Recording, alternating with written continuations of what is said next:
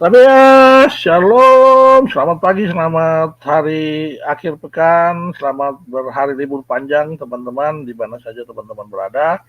Jumpa kembali dengan Maranatha di channel kesayangan kita, channel Warane, channel pejuang yang penuh kasih. I Jayatu Santi. Dari Puncak Tikala, saya Maranatha Warane MN mengucapkan selamat menyaksikan tayangan kita ini. Puji Tuhan ya teman-teman, jika kita masih bisa punya waktu untuk berjumpa. Saya begitu rindu membawakan satu topik yang menarik ya, terkait dengan masih seputar dengan kain nama ya teman-teman ya. Teman-teman tahu bahwa saya membuat konten melaporkan ya kain nama ini kepada pihak yang ada di gambar ini. Mualaf cerdas sudah kepanasan ya. Mualaf cerdas bantah aja, jangan main lapor. Saya baru mau melaporkan ke tim lapor Pak yang dipimpin oleh Kompol Andre Taulani aja dia sudah kepanasan. Santai malah cerdas. Kita kalau cerdas tak usah kepanasan seperti ini. Baru mau dilapor ke Andre Taulani dan teman-teman ya. Kompol Andre Taulani sudah gemetaran malah cerdas. Ya, jadi kita secara hukum, secara ilmiah ya, dengan data-data yang jelas, kita punya hak untuk melaporkan ya. Jadi tak usah khawatir, kalau memang semua orang sama di depan hukum ya, hukum itu sebagai panglima, seperti cita-cita Bapak Presiden kita dari sejak kampanye dulu, mendepankan hukum ya. Hukum akan tetap tajam ke atas dan tidak tumpul ke bawah, dan hukum adalah sama di depan setiap warga negara ya, memiliki hak yang sama di depan hukum. Ya kenapa takut ya? Kalaupun nanti kenapa kita memilih melaporkan tidak hanya ke timnya lapor Pak Andre Taulani, tetapi ke pihak kepolisian, ya sah-sah aja ya menurut saya. Seperti yang telah dilaporkan oleh teman-teman kita, rupanya sudah dari tanggal 5 Mei 2023. Saya memang sudah mengetahui bahwa ada pelaporan seperti ini, tetapi kok kenapa jadi tanda tanya, kenapa kawan-kawan kita belum juga melaporkan? Saya pikir belum dilaporkan. Ternyata mereka sudah melaporkan, hanya saja respon dari pihak Polda Jawa Barat itu jelas-jelas jauh berbeda dengan ketika ya Pak Yusuf Manubulu dilaporkan di Polda Jawa Barat, hanya dalam waktu sekian ya, pelaporannya mungkin hanya waktu hitungan jam atau hitungan hari, itu Pak Manubulu sudah langsung ditangkap ya, ditangkap oleh 43 orang dalam satu tim ya, 43 polisi ya, perwira menengah polisi menangkap Pak Yusuf Manubulu. Sementara katanya hukum sama di depan semua rakyat Indonesia, memiliki hak yang sama di depan hukum. Kenyataannya ternyata sudah dilaporkan ke Polda Jawa Barat, sampai saat ini belum terdengar lagi apa yang direspon oleh Polda Jawa Barat ya. Makanya saya pikir kalau kita lapor ke polisi alternatif Andre Taulani dan kawan-kawan, mungkin lebih cepat responnya dibandingkan oleh polisi di bawah pimpinan Pak Kapolri Sulistyo ya. Mereka tetap mendiskriminasi kekristenan ya. Jelas kita sebagai minoritas, jelas sekali terlihat bahwa kita didiskriminasi oleh orang-orang ini. Saya berani mengatakan ini, nanti walaupun nanti saya dipanggil untuk mempertanggungjawabkan ya. Saya katakan ini sangat memalukan ya. Pak Presiden juga bisa mempertanyakan ini kepada anggotanya. Kenapa? Ya orang nanti skeptis, tidak percaya lagi. Orang lebih percaya memilih melaporkan kepada tim Andre Taulani ya, ataupun nanti ke polisi tidur. Kalau Andre Taulani pun tidak respon, masih ada alternatif polisi tidur. Kenapa hal ini begitu terjadinya diskriminasi hukum di Indonesia? Ya. Nah, sebenarnya yang dia laporkan ini ya, terkait dengan konten yang mengatakan bahwa Yesus menikah, tetapi ini hanyalah sebuah trigger. Sebenarnya banyak sekali yang harus diproses di dalam hukum ya. Salah satu diantaranya, kenapa saya katakan saya begitu ngotot ya untuk melaporkan Kainama ini. Saya membuat beberapa kali survei, ternyata teman-teman kita yakin sekali bahwa ingin mempolisikan Kainama ini. Ada ustadz penista lain seperti Kainama, seperti si Somad ini. Tetapi ketika saya ajukan kepada kawan-kawan saya, hasilnya jauh berbeda, teman-teman. Ya.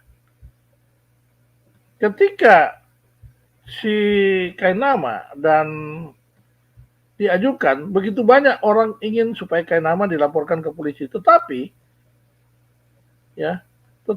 untuk ketika yang dilaporkan adalah Somad, ternyata orang masih mengatakan gak apa-apa, Somad didoakan saja. Tidak perlu Somad dilaporkan polisi. Artinya apa? Somad itu memang penista, tetapi penistaannya masih bisa diterima oleh umat Kristen. Ya. Mayoritas mengatakan suarakan melalui YouTube. Kemudian ada 21% mengatakan maafkan dan doakan saja. Sama nilainya 21% dengan lapor polisi. Artinya apa? Artinya orang Kristen itu di Indonesia lebih merasa Kainama ini yang sangat-sangat menista. Karena apa yang dia tampilkan saat ini sudah di luar batas yang bisa diterima oleh pihak manapun juga. Jangankan orang Kristen. Pihak manapun, mungkin setan pun akan melaporkan ke Kainama ini. Artinya apa? Ya, memang penistaan yang dilakukan oleh Kainama sudah jauh di luar batas-batas penistaan lagi, ya, luar biasa. Nah, saya tidak usah menunjukkan terkait dengan penipuan dia mengatakan Yesus kawin, Yesus menikah. Penipuan dia aja yang ketika dia memelintir ayat Alkitab ini itu udah benar-benar hal yang saya sendiri tidak bisa terima. Di depan para kiai, di depan para ulama-ulama besar muslim, ya, dia dan Ipung membuat orang-orang ini, orang-orang kiai ini menangis terseduh-seduh gara-gara termewek-mewek, gara-gara dia memelintir ayat Alkitab, mengatakan bahwa Muhammad ada di dalam kisah Muhammad itu ada di dalam Alkitab, kitab Yesaya. Nah, coba teman-teman lihat yang warna kuning, ini yang ucapan dia. Bandingkan dengan isi Yesaya 29 ayat 12. Alkitab yang ada di bawahnya. Ini jelas-jelas penistaan. Karena apa? Dia untuk supaya meyakinkan para kiai agar percaya bahwa ada nubuatan Muhammad di Yesaya 29 ayat 12 di dalam Alkitab, sehingga dia merubah kalimat yang ada di dalam ayat-ayat Alkitab ini.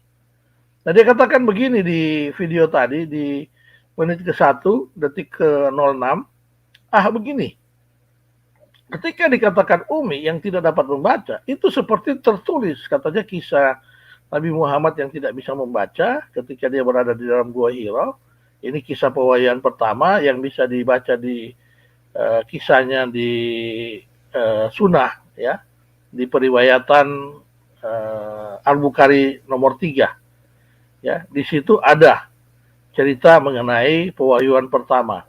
Muhammad bertemu dengan malaikat Jibril di Gua Hira ketika Jibril ingin menyampaikan wahyu Allah yang pertama, Ya, ini yang dikenal dengan peristiwa Nuzulul Quran. Nah, ketika dikatakan Umi menurut Kainama yang tidak dapat membaca, itu seperti tertulis di kitab Yesaya pasal 29 ayat 12. Sekali lagi kitab Yesaya 29 ayat 12, di situ dikatakan bahwa begini ya, dia baca ayatnya. Ketika kitab itu dibukakan, dan ini saya kasih huruf besar warna hitam, malaikat itu tambahan kata dia. Malaikat itu berkata kepada seorang pria itu, bacalah Iqra. Bacalah atau Iqra. Lalu laki-laki itu menjawab, aku tidak dapat membaca. Padahal di sini nggak ada istilah dikatakan malaikat. Ya, ini di Yesaya 29 ayat 12 itu adalah pernyataan Tuhan ketika menegur umat Israel melalui nabinya. Jadi dikatakan Israel sebagai bangsa yang buta. Karena mereka menutup mata mereka, ya, mereka tidak bisa melihat akan apa yang sudah ditunjukkan kepada mereka. Nah, di Yesaya 29:12 dikatakan, dan apabila kitab itu diberikan kepada seorang yang tidak dapat membaca, dengan mengatakan, baiklah baca ini, maka ia akan menjawab, aku tidak dapat membaca. Jadi tidak ada kata malaikat situ. Ketika dia menambahkan kata malaikat, para kiai ini langsung termewek-mewek, karena ceritanya jadi persis sama seperti yang terjadi di Gua Hira. Padahal tidak ada malaikat di situ. Ini aja sudah penistaan yang besar menurut saya. Satu penistaan yang besar. Ketika si Kainama ini membuat orang-orang termewek-mewek seperti itu. Ya. Kemudian ada dialog-dialog seperti ini lagi antara dia dengan Ipung. Ya. Akhirnya di menit kedua, detik ke-25, para kiai ini hiks menangis termewek-mewek. Yesaya 29:12 hik. Apabila kitab itu diberikan kepada seorang, dia disuruh baca. Ya. Jadi disuruh baca ayat ini, langsung dia menangis. Para kiai ini. Karena sudah ditambah sama Kainama ini dengan kata Jibril. Padahal orang yang dimaksud di sini adalah orang Israel. Jelas ini terlihat pada ayat Yesaya 29 ayat 13. Bahwa ini bukanlah kepada satu orang saja, tetapi merupakan kepada kaum bangsa Israel. Luar biasa Ustadz ini menipu kali ya ini ya. Kalau baca 29 itu 11 sampai 13, ini sama sekali bukan untuk Muhammad. Tidak sama sekali menubuatkan tentang Nabi Muhammad. Tetapi ini adalah hal yang jauh berbeda. Tetapi ayat ini digunakan untuk membuat kebohongan sampai-sampai kiai ya yang di hadapan dia ingin bertanya kepada si Kainama ini menangis termewek-mewek seperti drama Korea. Ya. Nah, ini saja sudah perlu ditangkap ya. Belum lagi ketika dia menjelaskan tentang poligami. Ya, dia mau mengatakan bahwa ajaran poligami itu salah. Bahkan di Alkitab sendiri mengajarkan poligami. Dipelintir lagi ayat Alkitab di cerita ini. Banyak sekali teman-teman kebohongan dia. Ya. Nah, padahal di Kristen sudah diajarkan jelas di Matius 19 ayat 6. Demikian mereka bukan lagi dua melainkan satu, karena itu apa yang telah dipersatukan Allah tidak boleh diceraikan manusia. Jadi keluarga itu dipersatukan Allah. Ya. Sakramen perkawinan dijalankan ritualnya di gereja. Itu sudah mengikat suami istri untuk saling setia, tidak boleh saling menceraikan. Tetapi si Ustadz Kainama ini selalu membuat hal-hal yang mengada-ngada. Dia kutiplah Alkitab dari bahasa Ibrani, tetapi yang dia ambil adalah komentarian. Komentar seseorang terkait dengan kitab ayat ini.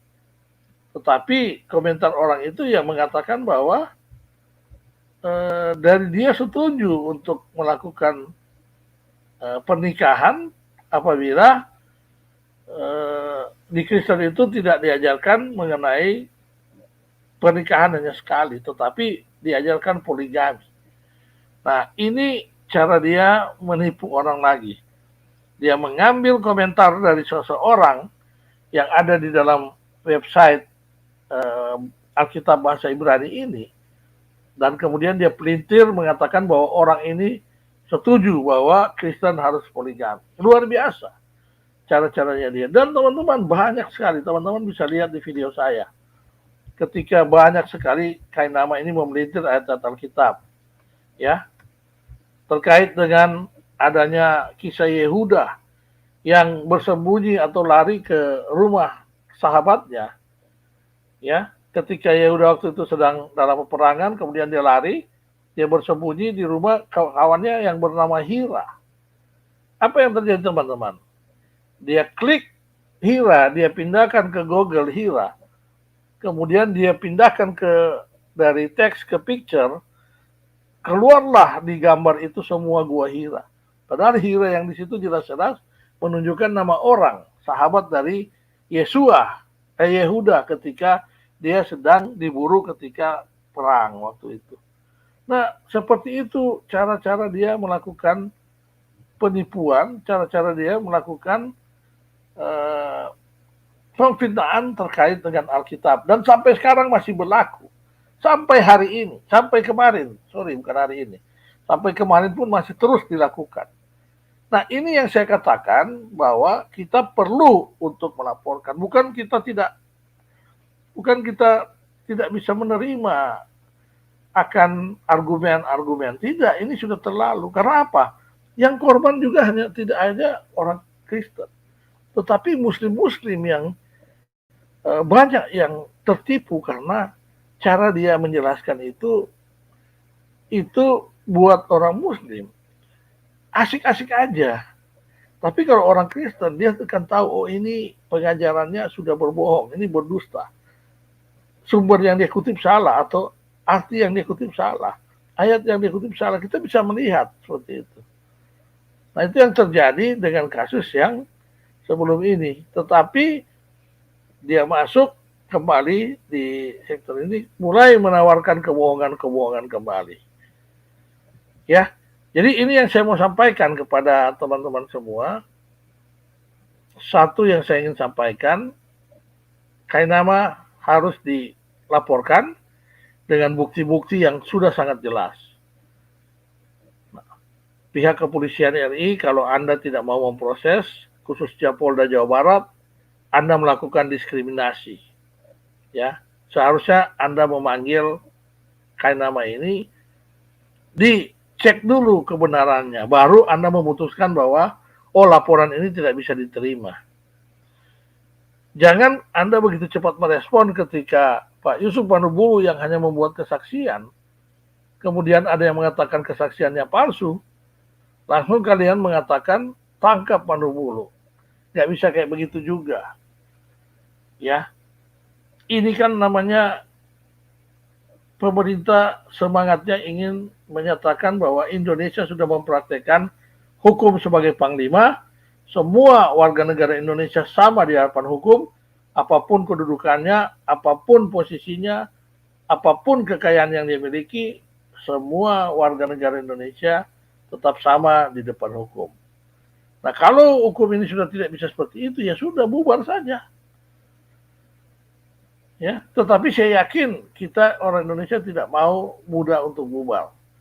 Kita akan berjuang, ya, kita akan mempertahankan NKRI ini, kita akan mempertahankan Pancasila ini, tetapi yang kita singkirkan adalah orang-orang seperti Kainama, para penipu-penipu seperti Kainama yang menipu mengataskan agama. Paling enak menipu mengataskan agama. Ya, itu yang saya ingin katakan di sini. Semoga apa yang saya sampaikan ini bermanfaat, teman-teman. Bermanfaatnya untuk apa? Ditindaklanjuti, dipanggil, diinvestigasi, baru polisi buat keputusan dari wawancara itu. Tetapi kami siap mendukung pihak kepolisian dengan berbagai data yang bisa kami tunjukkan bahwa Kainama ini sudah sesat, yang menyesatkan orang-orang. Ya, terutama orang-orang Kristen, ya, yang dia katakan wajar untuk seorang mualaf apabila dia melindungi akidahnya. Wajar, tetapi bukan berarti dengan cara-cara kamu melakukan hal-hal seperti ini, kebohongan-kebohongan. Boleh berdakwah, silakan. Kita berargumen, silakan. Ya, tetapi kalau kamu berdakwah, berargumen, kemudian kamu menggunakan data-data yang tidak valid, kamu banyak menggunakan fitnah-fitnah yang saya sudah tunjukkan berkali-kali dalam video saya, bahwa apa yang kamu lakukan itu hanyalah sebuah fitnah. Tak ada yang benar-benar pure dari Anda sendiri. Oke, teman-teman, itu saja. Saya berharap ini ada manfaatnya. Tuhan Yesus memberkati kita semua. Shalom, salam kebajikan. Haleluya. Amin.